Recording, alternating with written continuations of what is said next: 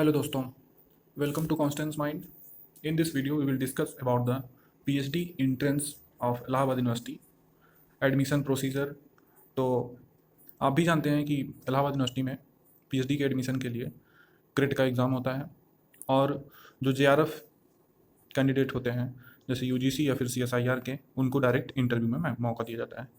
और बाकी आप क्रेट का एग्ज़ाम यूनिवर्सिटी कंडक्ट कराती है रिसर्च के लिए, तो उसको आपको देना पड़ता है। लेवल 1 लेवल 2 होता है।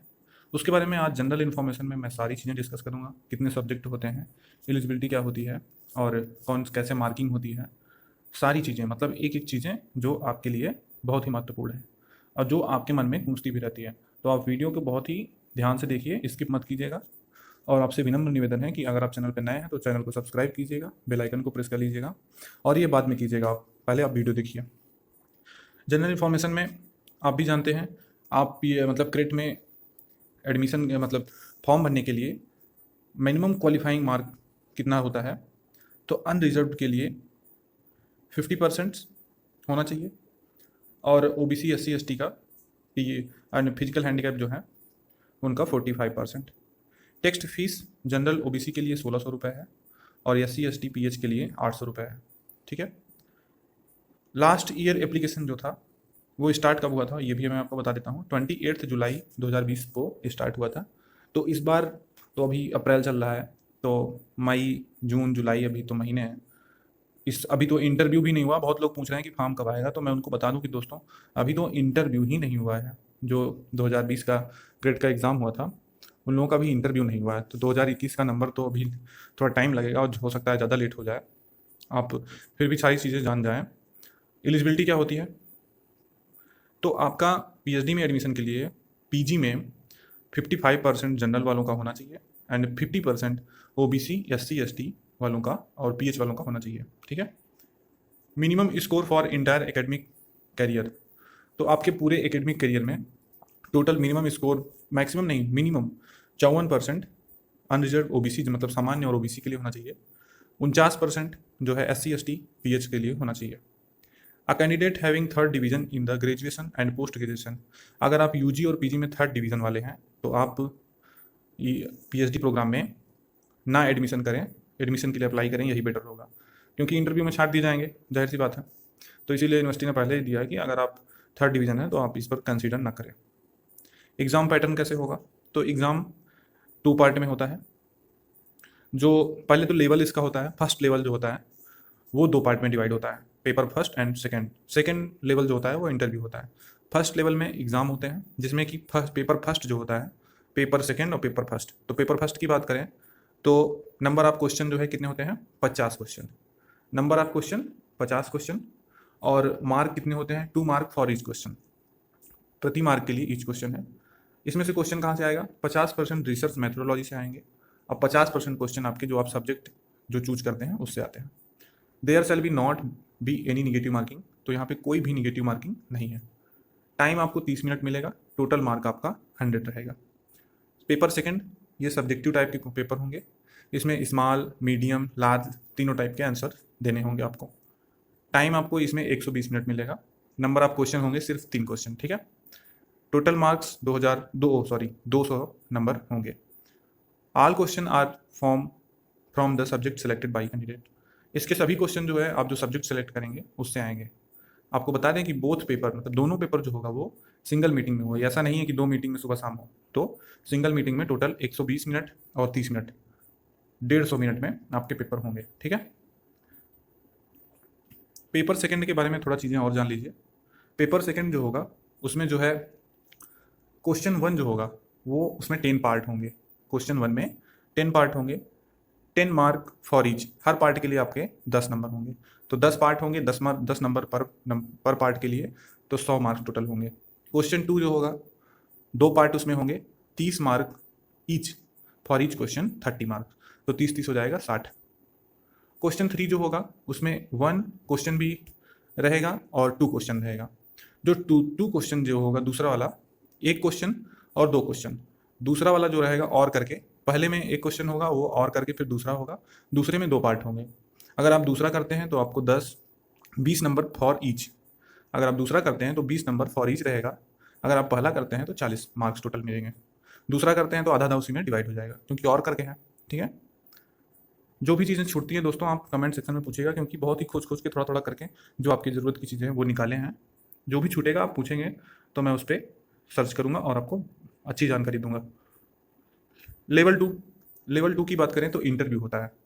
इंटरव्यू एंड प्रेजेंटेशन हो सकता है, ग्रुप डिस्कशन भी करा सकते हैं। लेकिन इंटरव्यू में प्रेजेंटेशन होता है या फिर ग्रुप डिस्कशन करा ले या फिर कोई और भी मेथड, वो यूनिवर्सिटी डिपेंड करता है कि वो लोग वहाँ के जो HODs हैं या फिर जो कमेटी रहेगी वो क्या डिसाइड करेगी। और इंटरव्यू के लिए आपको बता दें कि एग्जाम टेट लेवल 1 टेस्ट आपको देना जरूरी होगा, तभी आप इंटरव्यू के लिए एलिजिबल हैं।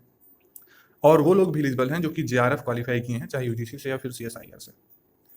There will be not be any deduction for marks of gap year. अगर आप कोई गैप करते हैं ईयर में पढ़ाई के दौरान, पढ़ाई के बाद, तो आपका उसके लिए कोई डिडक्शन नहीं है। Minimum qualifying mark for level 1 qualify करने का मिनिमम मार्क क्या है, ये मैं पहले ही बता चुका हूँ ऊपर ही सबसे पहले। तो अनरिजर्व्ड के लिए 50% है 300 में। ठीक है, मतलब 150 नंबर लाना अनिवार्य होगा अनरिजर्व्ड के लिए।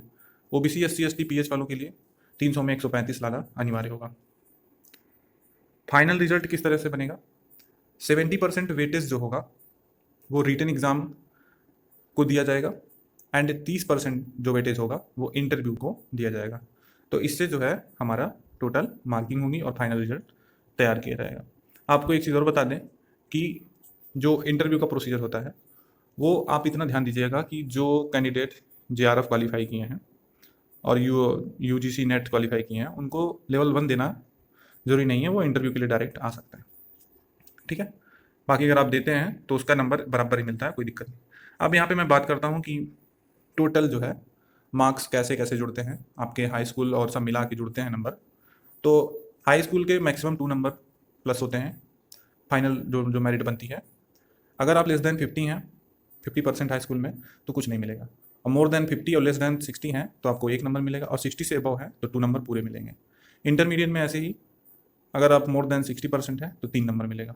और अंडर ग्रेजुएट में अगर आप मोर देन 60 हैं तो 5 नंबर आपको प्लस होंगे। पोस्ट ग्रेजुएट में अगर आप मोर देन 60 हैं तो 10 नंबर प्लस होंगे।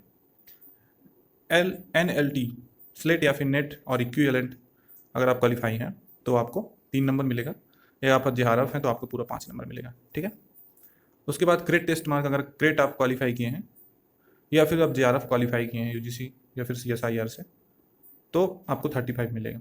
चाहे वो हो चाहे वो हो, आपको मिलना उतना ही है, दोनों रहेंगे तो भी आपको उतना ही मिलेगा। इंटरव्यू के 15 नंबर जुड़ के टोटल 75 बनाते हैं। ठीक है, सब्जेक्ट के बारे में थोड़ा बात कर लेते हैं। सब्जेक्ट में दोस्तों ये जो ऊपर दे रखा है सब्जेक्ट, उसके बाद AU CMP, ये कॉलेज का नाम है। AU तो कैंपस हो गया, CMP कॉलेज है, ADC कॉलेज है, ISDC SPM SSK, एक AKDS DC JT ECC, फिर टोटल मिला कितने होते हैं। ठीक है, CMP Chaudhary Mahadev Prasad, ADC Allahabad degree college, ISDC मतलब Visvesvaraya degree college, Shyama Prasad Mukherjee, SS Khanna, आर्य कन्ना डिग्री कॉलेज, जगत तारण इविंग क्रिश्चियन कॉलेज। ठीक है, एग्रीकल्चर केमिस्ट्री में मतलब ये सब्जेक्ट हैं, ये सीटें हैं, आप देख लीजिए फटाफट। Agriculture chemistry, ancient history, culture, archaeology, anthropology, Arabic, atmospheric ocean science, behavioural cognitive science and biochemistry, bioinformatics, biotechnology, botany, chemistry, commerce and business administration, computer science, defence strategic study, rural technology, development studies, earth planetary science, economic, education, electronic communication, English, उसके बाद food nutrition, extension education, geography, Hindi, law, medical science, mathematics, medieval modern history, music and performing art, painting, Persian, philosophy, physical education, physics, political science, psychology एक बच्ची आपसे में आप में से ही कोई पूछ रहा था, तो साइकोलॉजी भी है। टोटल 4 सीट हैं, सिर्फ कैंपस में है। संस्कृत, सोशियोलॉजी, स्टैटिस्टिक, टेक्सटाइल और डिज़ाइनिंग, जूलॉजी, तो टोटल ये 41 सब्जेक्ट्स। ठीक है, तो ये रही जनरल इन्फॉर्मेशन PhD के लिए।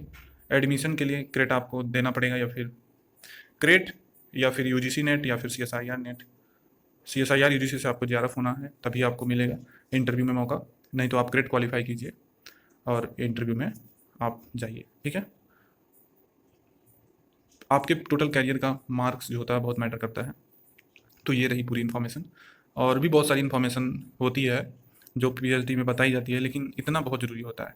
निगेटिव मार्किंग आपका वो एमसीक्यू वाले जो क्वेश्चन है उसमें पेपर फर्स्ट में निगेटिव मार्किंग नहीं है, पेपर सेकंड तो सब्जेक्टिव है, तो उसमें निगेटिव मार्किंग की कोई औचित्य ही नहीं है। तो आप इतना ध्यान दीजिए कि निगेटिव मार्किंग नहीं है। और किस तरह से क्वेश्चन कहाँ से उठाएंगे वो भी हमने बता दिया। जो कुछ भी छूटा हो आप कमेंट सेक्शन में बताइएगा। ज़रूरी नहीं कि गलतियाँ ना हो, कहीं कहीं कुछ ना कुछ छूट जाता है। अगर नहीं छूटा है तो प्लीज़ लाइक कीजिए, कमेंट कीजिए और चैनल को सब्सक्राइब कीजिए। अगर छूटा है तो आप हमसे पूछिए, हम बताएंगे। ठीक है, धन्यवाद।